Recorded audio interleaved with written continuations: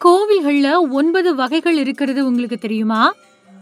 தமிழகத்தோட வழிபாட்டு தலங்கள் வெறும் வழிபாட்டிற்கான இடங்கள் மட்டுமில்ல. அது நுட்பமான பொறியியல் அப்புறம் ஆன்மீக தத்துவங்களோட களஞ்சியம். பொதுவா நாம கோவில்களுக்கு போய் வழிபட்டுட்டு வந்துடுறோம். ஆனா இந்து மதத்துல நாம தரிசிக்கக்கூடிய கோவில்கள் எல்லாமே ஒரே வகையை சேர்ந்தது கிடையாது அப்படின்னு சொல்லப்படுது. இந்து சமயத்துல அதோட கட்டிடக்கலை அமைப்பை பொறுத்து மொத்தமா 9 வகையான கோவில்கள் இருக்கிறதா சொல்லப்படுது.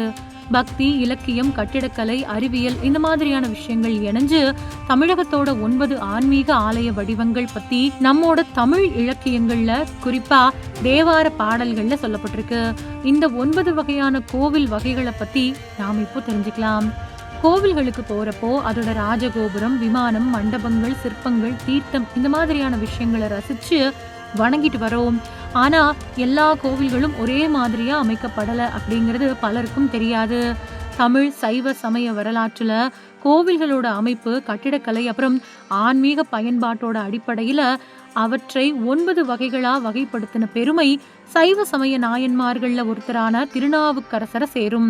7ஆம் நூற்றாண்டுல வாழ்ந்த திருநாவுக்கரசர் அவரோட தேவார பதிகங்கள்ல கோவில்களோட பல்வேறு அமைப்புகளை சுட்டிக்காட்டியிருக்காரு.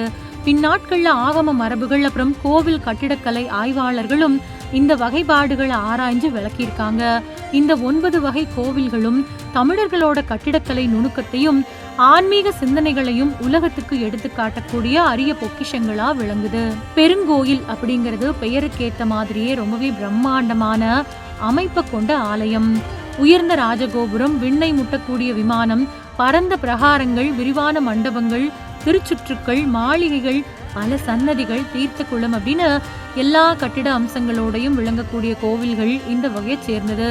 உதாரணமா திருவாரூர் தியாகராஜர் கோவில், மதுரை மீனாட்சி அம்மன் கோவில், திருவானைக்காவல் ஜம்புலிங்கேஸ்வரர் கோவில், திருவண்ணாமலை அருணாச்சலேஸ்வரர் கோவில் இந்த மாதிரியான கோவில்கள் வெறும் வழிபாட்டு தலங்கள் மட்டுமல்ல, கலை, கல்வி, இசை, நடனம், சமூகம் இந்த மாதிரியான எல்லாத்துக்கும் மையங்களா விளங்குச்சு. கரக்கோவில் அப்படிங்கிறது ஆரம்ப காலங்கள்ல மரங்களோட நிழல்ல புல், மூங்கில், ஓடு இல்லைன்னா மரப்பொருட்களை வச்சு அமைக்கப்பட்ட எளிய கோவில்களாகும். இது 3 வடிவங்கள்ல அமைக்கப்பட்டதா சொல்லப்படுது.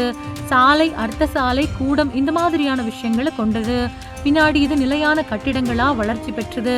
சில ஆய்வாளர்கள் தேரோட சக்கர வடிவத்தை ஒத்த அமைப்புகளோட கோவில்களையும் கரக்கோவில் அப்படின்னு குறிப்பிடுறாங்க. உதாரணமா திருக்கடம்பூர் கேரள மாநிலத்துல காணப்படக்கூடிய சில பாரம்பரிய ஆலயங்களோட அமைப்பும் இந்த வகையை நினைவூட்டுது.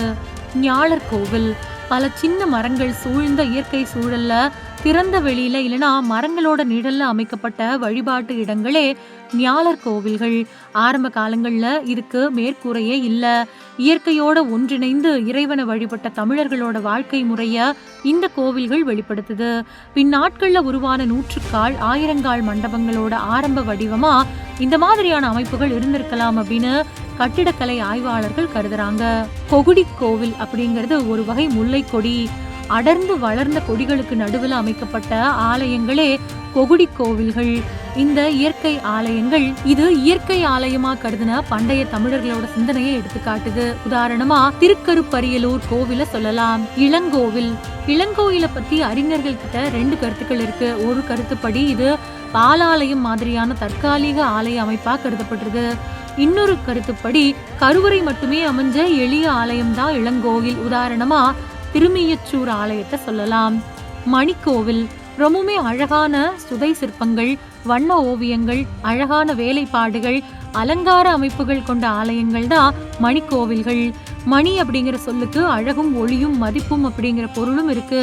சில அறிஞர்கள் பெரிய ஆலயங்களுக்குள்ள அமைக்கப்பட்ட சின்ன அழகான சன்னதிகளையும் மணிக்கோவில் அப்படின்னு குறிப்பிடுறாங்க. உதாரணமா திருவதிகை வீரட்டனாம் கோவில்.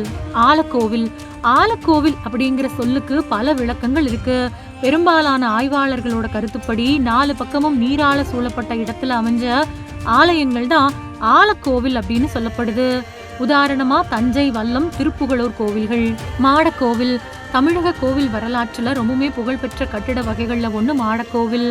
இந்த வகை கோவில்கள்ல கருவறை உயரமான மேடையில் அமைக்கப்படும். அங்க போக பல படிகளை ஏறிதான் போகணும். இந்த அமைப்புக்கு ஒரு வரலாற்று காரணமும் இருக்குது. சோழ மன்னனான கோச்செங்கனான் யானைகள் கருவறைக்குள்ள நுழைய முடியாத மாதிரி உயரமான மாட கோயில்களை கட்டினதா பெரிய புராணமும் பல வரலாற்று நூல்களும் குறிப்பிடுது. தூங்கானை மாடக்கோவில். மாடக்கோவிலோட ஒரு சிறப்பான வடிவம் தான் தூங்கானை மாடக்கோவில். இந்த கோவில்களோட கருவறையில பின்புற அமைப்பு படுத்திருக்கக்கூடிய யானையோட முதுகு மாதிரி வளைஞ்ச வடிவத்தில் இருக்கும். கட்டிடக்கலை மொழியில இத கஜபிருஷ்டம் அப்படின்னு அழைக்கிறாங்க. இந்த வகை கோவிலோட உதாரணமா திருப்பெண்ணாகடம் இருக்குது.